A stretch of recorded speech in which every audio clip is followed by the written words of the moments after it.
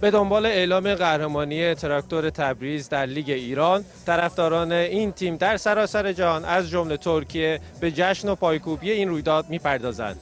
شمار زیادی از طرفداران تراکتور در اینجا در پارک کهاتانه شهرداری استانبول جمع شده و این رویداد را جشن می‌گیرند.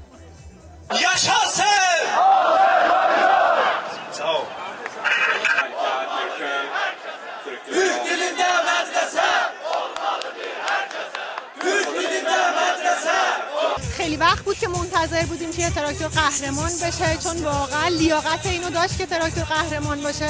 کلی زحمت کشیده. تشکر میکنم از همه بازیکن‌ها و اینکه به همه ترکای ایران و مخصوصا ترکایی که تو اینجا هستن جمع شدن. تبریک میگم. امیدوارم که تراکتور هر سال قهرمان بشه. خیلی دوست داشتم که تو تبریز باشم، چون که واقعا اونجایی هستش که خب من به دنیا اومدم و خب به هر حال وطنم، خانوادم اونجا هستش. اینجا هم خیلی ممنونم از این کسانی که این برنامه ریزی رو انجام دادن و ما اینجا جمع شدیم که دور هم قهرمانی تراکتور رو با هم جشن بگیریم.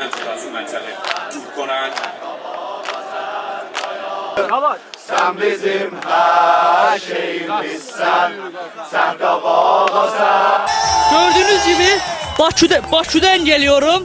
Üstümde Bakü'de UEFA finalini Buradan tüm Təbrizliləri, Ərdəbil, Urmiyayı, Maku, Xoy, Baycan türklərini təbrik ediyorum.